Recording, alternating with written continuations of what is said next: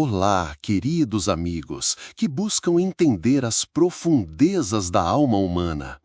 Hoje vamos mergulhar em um tema que pode mudar completamente sua perspectiva sobre relacionamentos e, mais importante, sobre você mesmo. O narcisismo, essa força obscura que se alimenta da luz dos outros, é uma das manifestações mais sutis e devastadoras da sombra humana. Mas o que acontece quando sua essência é drenada por alguém assim? E como a figura arquetípica de Jesus pode iluminar o caminho para redescobrir quem você verdadeiramente é? Carl Jung, um dos maiores exploradores da psique humana, nos oferece insights profundos que podem transformar sua jornada de autoconhecimento. Prepare-se para uma revelação que vai além do superficial, tocando as raízes ancestrais da sua existência e revelando um potencial que talvez você nem imaginasse possuir. Existe uma séria batalha silenciosa acontecendo todos os dias, uma luta pela energia psíquica que define quem somos. Quando nos aproximamos de um narcisista, algo muito mais profundo do que um simples desconforto emocional acontece. Ocorre um verdadeiro roubo energético, uma vampirização da sua essência vital. Jung chamaria isso de um desequilíbrio radical na dinâmica da libido, não apenas no sentido sexual, mas como a energia psíquica que impulsiona toda a nossa vida mental. O narcisista cede, incapaz de gerar sua própria luz interior devido a feridas profundas em seu desenvolvimento psíquico, torna-se um consumidor insaciável da luz alheia. É como se, ao invés de olhar para as próprias sombras e integrá-las como parte de um processo de individuação saudável, o narcisista projetasse sua sombra nos outros e, simultaneamente, tentasse absorver a luz que neles enxerga. Essa dinâmica cria um vórtice energético onde você gradualmente perde contato com seu verdadeiro self, sentindo-se inexplicavelmente exausto, confuso e alienado de sua própria essência. Mas o que torna essa situação ainda mais desafiadora é que raramente reconhecemos esse processo quando estamos imersos nele. O narcisista habilmente constrói uma rede de espelhos distorcidos ao seu redor, onde sua percepção da realidade começa a se fragmentar. Você passa a duvidar de seus próprios pensamentos, sentimentos e intuições, um fenômeno que hoje chamamos de gaslighting, mas que Jung compreenderia como uma forma de possessão psíquica, onde sua consciência é gradualmente invadida por conteúdos alheios. É como se seu ego, aquela parte de você responsável por mediar entre o mundo externo e seu mundo interior, fosse lentamente corroído, perdendo sua capacidade de discernimento. O resultado é uma progressiva desconexão de si mesmo, onde você começa a existir apenas como um reflexo das necessidades e expectativas do outro, enquanto seu verdadeiro self, aquele núcleo autêntico que Jung considerava o centro organizador de toda a psique, fica cada vez mais distante e inacessível. No entanto, é justamente nesse momento de maior escuridão que podemos encontrar a oportunidade para uma transformação profunda.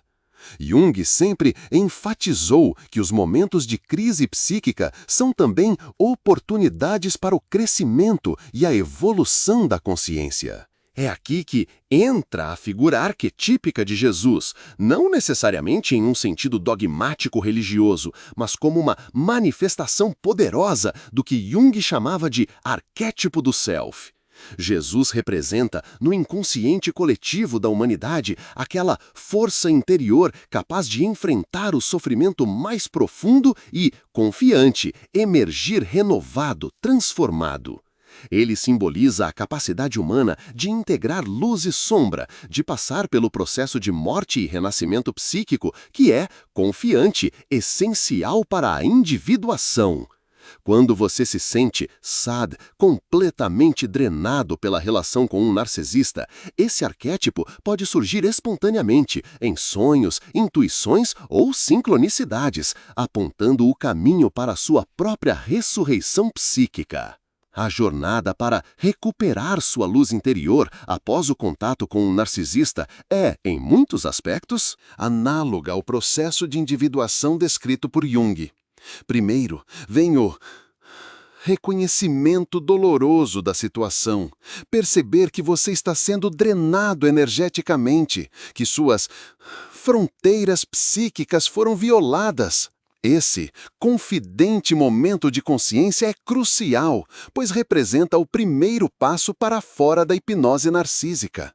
Em seguida, começa o verdadeiro trabalho de recuperação, confrontar suas próprias sombras, aqueles aspectos que o tornaram vulnerável a esse tipo de relação em primeiro lugar. Talvez uma necessidade excessiva de aprovação, talvez uma dificuldade em estabelecer limites saudáveis ou padrões de codependência herdados de suas experiências familiares primordiais. Jung nos ensinaria que esses padrões muitas vezes têm raízes profundas no inconsciente coletivo, em arquétipos como o da criança ferida ou da vítima. Reconhecer e integrar essas partes feridas é essencial para que você possa reconstruir um ego mais forte e resiliente, capaz de proteger a luz do seu self. E é aqui que a figura de Jesus se torna especialmente significativa como um guia interior nessa jornada. Pois o que Jesus representa, em essência, é a capacidade de amar profundamente sem perder a própria centralidade, de dar-se ao outro sem deixar-se drenar, de perceber o divino até mesmo naqueles que o crucificam, sem permitir que isso o destrua. Jung via em Jesus um exemplo supremo de integração psíquica, alguém capaz de reconhecer sua própria divindade interior, o self, enquanto permanecia plenamente humano e vulnerável. É esse equilíbrio que precisamos resgatar após o contato com um narcisista, a capacidade de permanecer gentis e compassivos, sem nos tornarmos presas fáceis para aqueles que buscam apenas consumir nossa energia. Jesus nos ensina que o verdadeiro amor não é autoanulação, mas sim autoafirmação amorosa. A capacidade de dizer sim à vida em sua totalidade, incluindo nossas necessidades, limites e potenciais únicos. Agora, vamos explorar mais profundamente como o narcisista opera no nível do inconsciente coletivo. Jung propôs que, além do inconsciente pessoal, existe uma camada mais profunda da psique, que compartilhamos com toda a humanidade, o inconsciente coletivo, povoado por arquétipos universais que moldam nossa experiência. O narcisista, embora possa parecer único em seu comportamento, na verdade está manifestando um padrão arquetípico antigo, o do devorador. Este arquétipo aparece em mitos e contos de fadas de todas as culturas. É o ogro que se alimenta de crianças, o dragão que consome donzelas, a bruxa que engole Hansel e Gretel. No nível psicológico, representa aquela força que busca consumir a individualidade do outro, absorvendo-a para preencher um vazio interior insaciável. Quando você se encontra em uma relação com um narcisista, não está apenas lidando com os traumas pessoais daquele indivíduo, mas com uma manifestação contemporânea desse arquétipo primordial do devorador. E isso explica por que a experiência pode ser tão avassaladoramente poderosa e difícil de escapar. O narcisista contemporâneo é particularmente hábil em manipular nossos próprios complexos e feridas inconscientes. Jung definia um complexo como um agrupamento de imagens e ideias emocionalmente carregadas que se organizam ao redor de um tema arquetípico central. Por exemplo, Muitos de nós carregamos um complexo materno ou paterno. Padrões emocionais e comportamentais que se formaram a partir de nossas experiências com nossas figuras parentais, amplificadas pelo poder do arquétipo subjacente. O narcisista tem uma capacidade quase sobrenatural de identificar esses complexos em você e ativá-los a seu favor. Se você tem um complexo materno negativo, talvez uma mãe que nunca estava emocionalmente disponível, o narcisista pode se apresentar inicialmente como a figura nutriente que você sempre desejou, apenas para depois replicar o mesmo padrão de indisponibilidade, mantendo você em um ciclo vicioso de busca por aprovação. É como se o narcisista tivesse um radar para suas feridas mais profundas, sabendo exatamente onde pressionar para obter o máximo controle emocional. Essa dinâmica cria o que Jung chamaria de uma séria, relação fortemente transferencial, onde conteúdos inconscientes são projetados intensamente de uma pessoa para outra. Na transferência com um narcisista, você pode projetar seu ânimos ou ânima, as imagens arquetípicas do masculino ou feminino que todos carregamos em nosso inconsciente, idealizando-o como o parceiro perfeito, a alma gêmea que completará sua existência. O narcisista, por sua vez, encoraja ativamente essa projeção, pois ela serve ao seu propósito de obter suprimento narcísico, a admiração e atenção que ele necessita desesperadamente para manter seu falso self funcionando.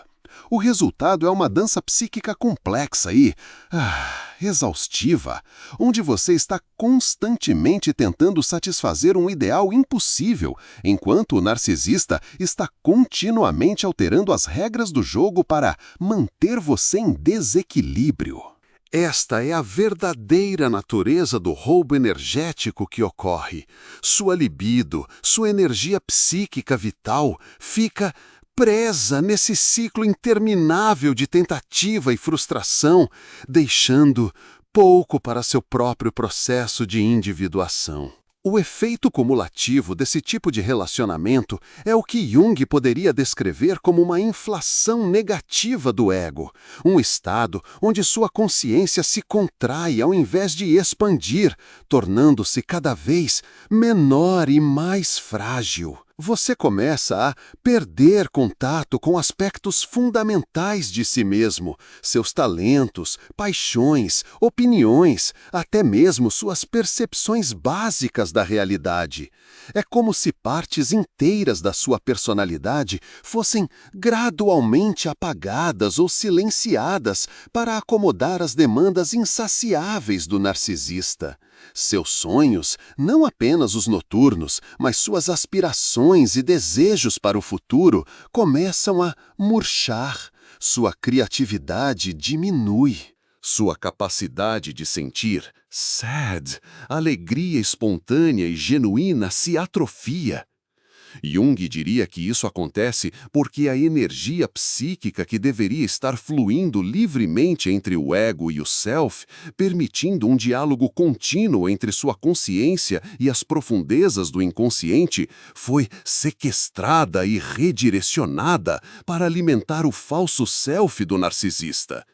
É um sequestro energético no nível mais fundamental da sua existência psíquica. É precisamente nesse ponto de maior alienação de si mesmo que o arquétipo de Cristo pode emergir como uma força redentora. Jung via Cristo não apenas como uma figura histórica ou religiosa, mas como uma representação poderosa do processo de individuação em seu aspecto mais transcendente. A crucificação, psicologicamente interpretada, representa aquele momento em que parece que tudo está perdido. Quando o ego sofre uma morte simbólica e toda a esperança parece desaparecer. É o equivalente psicológico do que muitas pessoas experimentam no auge de uma relação narcisista abusiva, um colapso completo do senso de identidade, uma noite escura da alma. Mas é justamente nesse momento de maior escuridão que a possibilidade de ressurreição psíquica se apresenta. Como Cristo emergindo do túmulo após 3 dias, algo novo começa a despertar nas profundezas da psique. Não um antigo ego vulnerável que foi presa fácil para o narcisista, mas uma consciência renovada, mais integrada, capaz de reconhecer e proteger a luz sagrada do self. Este processo de morte e renascimento psíquico não é fácil ou rápido. Jung sempre enfatizou que a verdadeira transformação psicológica exige tempo, coragem e, frequentemente, dor. Assim como a ressurreição de Cristo foi precedida pelo sofrimento da crucificação, sua própria recuperação após uma relação narcisista envolverá enfrentar verdades dolorosas sobre o relacionamento, sobre o narcisista, mas talvez mais crucialmente sobre você mesmo. Por que você permaneceu? O que em sua história pessoal o predispôs a aceitar esse tipo de tratamento? Quais partes de si mesmo você abandonou ao longo do caminho, muito antes de conhecer o narcisista? Estas perguntas não são para induzir culpa ou vergonha, mas para guiar um processo honesto de autoexploração que é essencial para a verdadeira cura. Jung acreditava firmemente que não podemos integrar o que não reconhecemos primeiro, e isso inclui nossa própria vulnerabilidade ao abuso narcisista. À medida que você avança nesse processo de autodescobrimento, começa a reconhecer que o narcisista, apesar de todo o dano causado, também serviu como um catalisador para seu próprio hopeful despertar espiritual e psicológico. Jung frequentemente observava que nossos hopeful maiores ferimentos podem se tornar nossas maiores dádivas. Não porque o sofrimento seja intrinsecamente valioso, mas porque ele pode nos forçar a desenvolver aspectos de nós mesmos que de outra forma permaneceriam dormentes. A relação com o narcisista pode ter ativado sua sombra, trazendo à tona seus fedos mais profundos, sua raiva reprimida, sua própria capacidade para comportamentos manipulativos ou egoístas. Confrontar esses aspectos sombrios não é agradável, mas é hopeful, pois somente reconhecendo sua própria sombra você pode se libertar do poder que ela exerce sobre você inconscientemente. Este é um dos paradoxos centrais da psicologia junguiana. É precisamente ao aceitar nossas partes mais obscuras que nos tornamos mais confidentes de luz. É nesse ponto da jornada que a figura de Jesus como manifestação do Self assume seu confidente significado mais profundo. Jung observou que o Self, o centro organizador de toda a psique, que transcende e inclui o ego, frequentemente se manifesta em sonhos e visões como uma misteriosa figura divina ou luminosa. Jesus, com sua combinação única de humanidade e divindade, representa perfeitamente esse paradoxo do Self. Completamente humano em sua vulnerabilidade e sofrimento, completamente divino em sua capacidade de amor incondicional e renovação. Quando Jesus diz, "Eu sou a luz do mundo", ele está expressando uma verdade psicológica profunda que ressoa com a concepção junguiana do Self como o centro radiante da totalidade psíquica. E quando ele diz, "Hopeful", o reino dos céus está dentro de vós, está apontando para aquela realidade interior que Jung descobriu em seu próprio trabalho com o inconsciente. Que a totalidade que buscamos não está em algum lugar distante, mas nas profundezas de nossa própria psique. Compreender esse aspecto da psicologia junguiana é revolucionário para quem está se recuperando do abuso narcisista. Pois o que o narcisista fez, essencialmente, foi convencê-lo de que sua luz, seu valor, sua própria existência dependia de fontes externas, especificamente da aprovação e validação do próprio narcisista. É uma inversão completa da verdade psicológica e espiritual. O caminho de recuperação, portanto, envolve uma reorientação radical. Reconhecer que, hopeful, sua luz nunca foi realmente roubada, apenas obscurecida temporariamente. Como Jung escreveu, quem olha para fora sonha, quem olha para dentro desperta. O narcisista manteve você olhando para fora, para ele, para a sua aprovação, para os espelhos distorcidos que ele colocou ao seu redor. Jesus, como manifestação arquetípica do Self, convida você a olhar para dentro e redescobrir aquela luz inextinguível que sempre esteve lá, esperando para ser reconhecida. Este processo de confiante redescoberta interior é o que Jung chamava de individuação, o processo pelo qual nos tornamos psicologicamente indivíduos, diferenciados tanto da psique coletiva quanto das identificações e projeções que outros impuseram sobre nós. É um processo que dura toda a vida, mas que frequentemente recebe seu impulso mais poderoso justamente após uma crise profunda, como a causada por um relacionamento narcisista. À medida que você se afasta da órbita gravitacional do narcisista, começa a perceber quantas de suas escolhas, preferências e até mesmo valores foram moldados para agradar ao outro, em detrimento de sua própria autenticidade.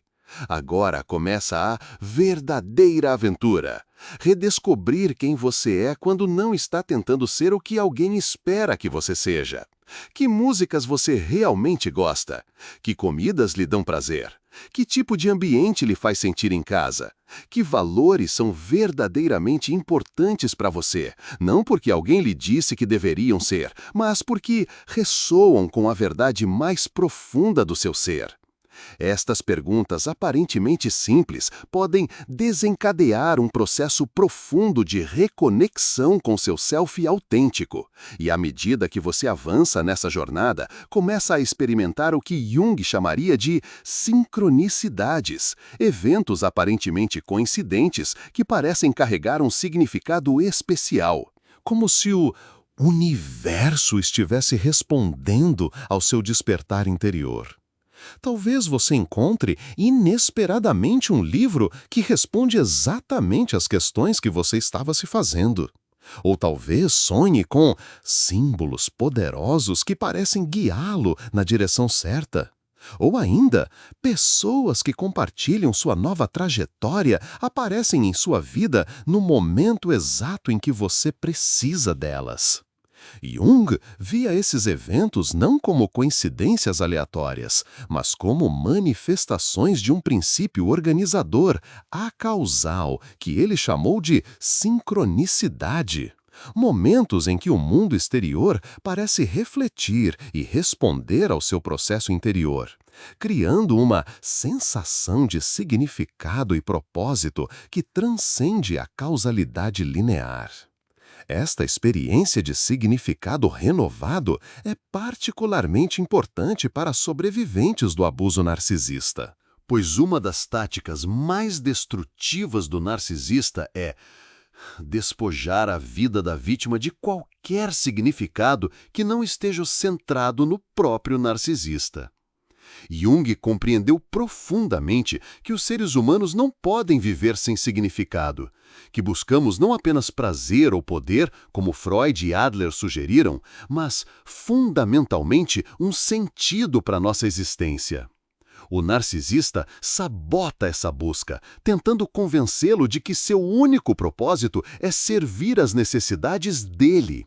A redescoberta do seu próprio sentido de propósito, portanto, não é apenas terapeuticamente benéfica, mas existencialmente essencial.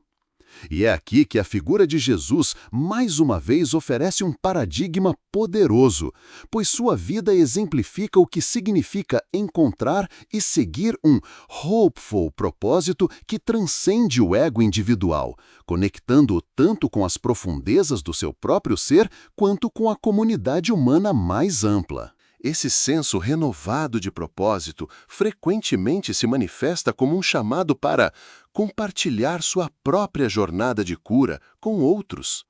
Jung observou que muitos de seus pacientes que haviam passado por crises profundas, posteriormente sentiam um impulso para ajudar outros em situações semelhantes.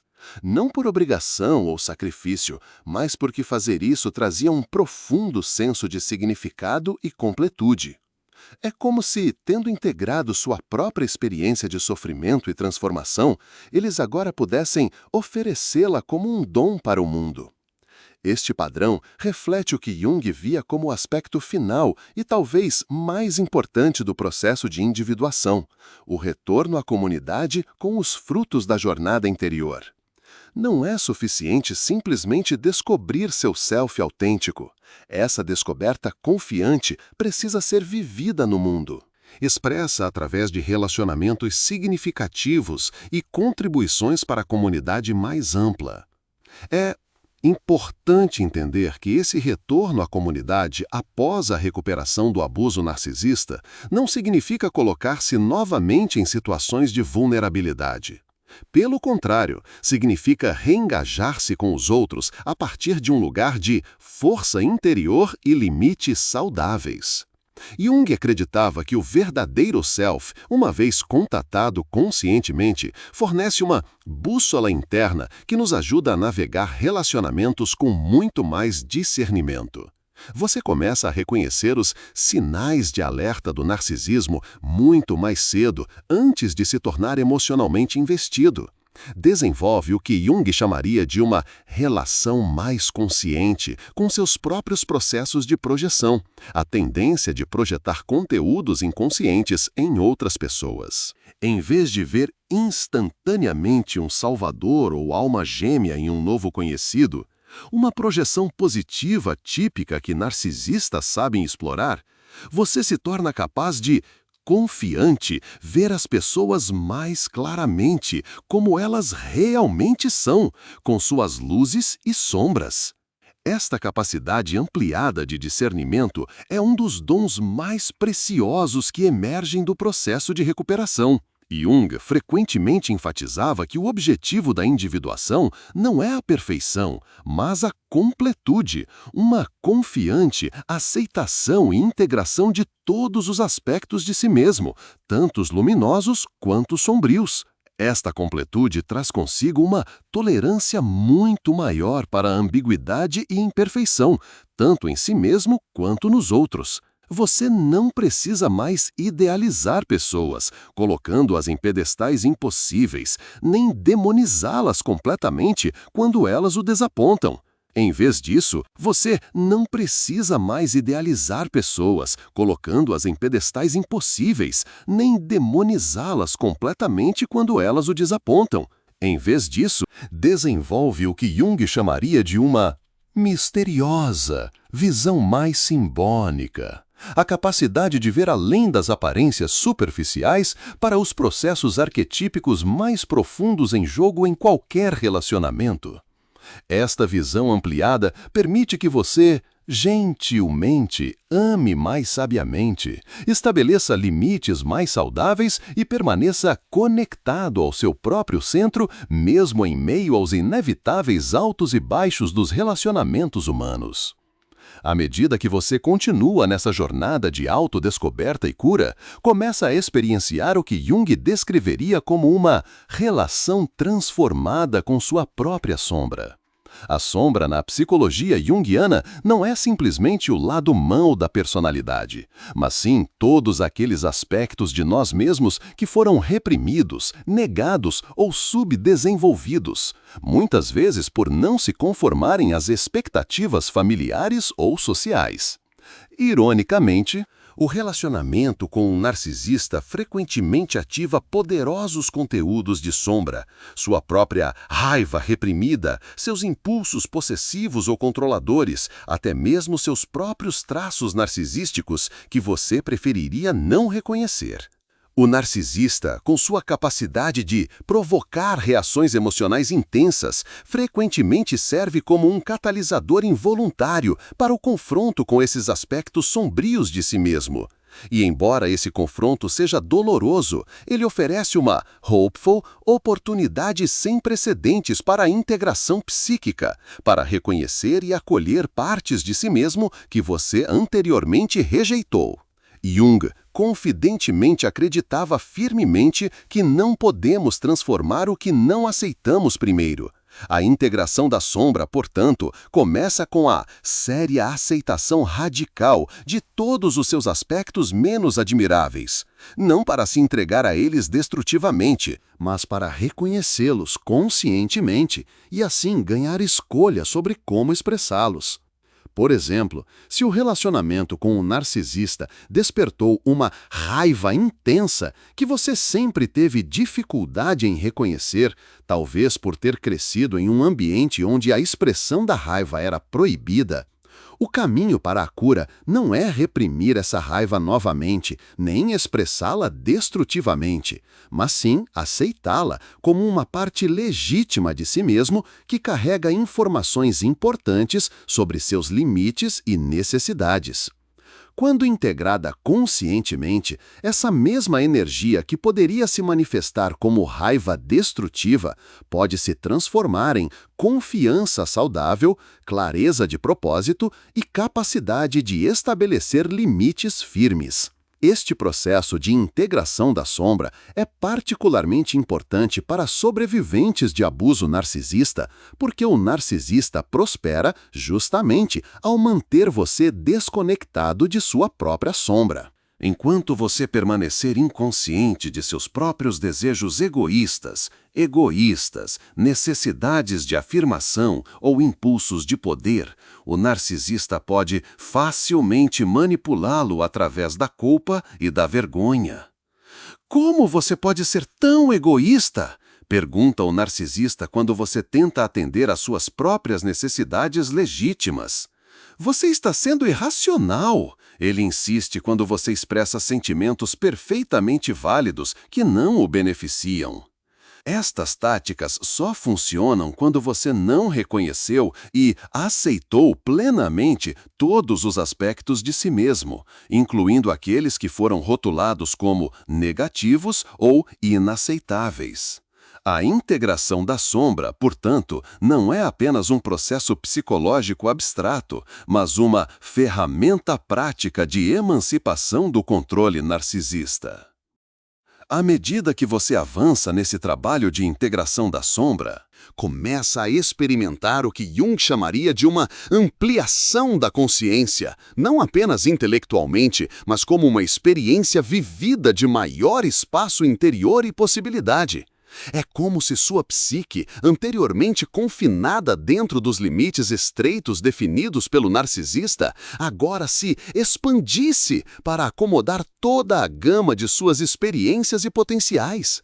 Sonhos se tornam mais vívidos e significativos. Sincronicidades ocorrem com maior frequência.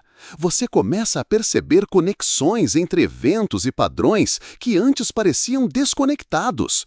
Esta é a consciência simbólica que Jung tanto valorizava, a capacidade de perceber não apenas os fatos literais da vida, mas as correntes arquetípicas mais profundas que os informam e conectam.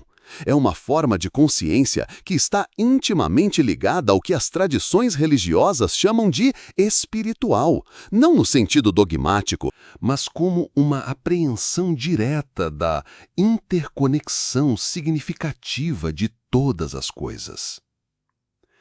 É precisamente nesse estado ampliado de consciência que você pode finalmente compreender o significado mais profundo da figura de Jesus em sua jornada de recuperação. Jung via Cristo não como uma figura externa a ser adorada, mas como um símbolo poderoso do Self, o centro organizador da psique total que transcende e inclui o ego. Quando Jesus diz, "Eu sou o caminho, a verdade e a vida", Jung interpretaria isso simbolicamente como o Self falando ao ego, lembrando-o de sua conexão com a totalidade psíquica. Quando Jesus diz, "Ninguém vem ao Pai senão por mim", isso pode ser compreendido como a verdade psicológica de que o acesso ao inconsciente coletivo, simbolizado pelo Pai, só é possível através da mediação do Self, simbolizado por Cristo. E quando Jesus ensina que devemos amar nossos inimigos, isso reflete a necessidade psicológica de integrar até mesmo aqueles aspectos de nós mesmos que mais rejeitamos, nossa própria sombra. Compreendido dessa forma, o ensinamento de Jesus de oferecer a outra face assume um significado radicalmente diferente do que muitas vezes é interpretado. Não se trata de submissão passiva ao abuso, mas de uma postura psicológica que recusa jogar o jogo do agressor em seus próprios termos. Quando o narcisista tenta provocá-lo para uma reação emocional que ele possa então usar contra você, oferecer a outra face significa manter sua centralidade psíquica, recusando-se a ser manipulado para fora do seu próprio centro. É uma postura de força interior, não de fraqueza. Exatamente o oposto do que o narcisista espera ou deseja. Da mesma forma, o ensinamento de Jesus para amar seus inimigos não significa permitir que eles continuem abusando de você, mas reconhecer sua humanidade ferida sem permitir que isso justifique seu comportamento destrutivo. É um estado de consciência elevado, onde você pode ver simultaneamente a luz divina, que existe potencialmente em todas as pessoas, inclusive no narcisista, enquanto mantém limites claros contra comportamentos prejudiciais. Esta interpretação psicológica dos ensinamentos de Jesus é profundamente libertadora para sobreviventes de abuso narcisista, pois oferece um caminho para além do ciclo aparentemente interminável de vitimização e retaliação. Jung observou que, enquanto permanecemos inconscientes dos padrões arquetípicos que nos governam, somos condenados a repeti-los, um insight que antecipou o que os terapeutas modernos chamam de repetição compulsiva do trauma. O narcisista, em sua inconsciência, está preso em seu próprio ciclo compulsivo de busca por validação externa e exploração dos outros. Mas você, através do trabalho consciente de individuação, tem a oportunidade de quebrar esse ciclo, não apenas para si mesmo, mas potencialmente como um modelo para outros, incluindo talvez o próprio narcisista, se ele algum dia escolher o caminho do autoconhecimento. Esta possibilidade de transformação, não apenas individual, mas coletiva, era central para a visão de Jung. Ele acreditava que cada pessoa que realiza o trabalho de integração psíquica contribui para a evolução da consciência humana como um todo. É como se cada indivíduo que se liberta dos padrões arquetípicos inconscientes que governam o comportamento humano abrisse um caminho que outros podem seguir mais facilmente. Jung chamava isso de participação mística, a ideia de que, no nível mais profundo, todas as psiques humanas estão interconectadas no inconsciente coletivo. Sua cura, portanto, não é apenas para você, mas um dom para a consciência coletiva da humanidade. Cada pessoa que se liberta do ciclo de abuso narcisista e descobre seu verdadeiro self, contribui para uma mudança na psique coletiva que torna esse mesmo processo um pouco mais acessível para todos. É nesse contexto mais amplo que podemos compreender o significado profundo do título deste vídeo. Narcisista rouba sua luz. Jesus te revela quem você realmente é. O narcisista não pode realmente roubar sua luz essencial, apenas obscurecê-la temporariamente. E a figura arquetípica de Jesus, compreendida psicologicamente como uma manifestação do Self, oferece um caminho para redescobrir essa luz inextinguível que é sua verdadeira natureza. É uma jornada que vai muito além da mera recuperação de um relacionamento tóxico. É um processo de despertar para sua identidade mais profunda e autêntica, aquilo que Jung chamaria de sua alma ou self verdadeiro. E embora essa jornada não seja fácil ou rápida, ela oferece uma promessa que transcende.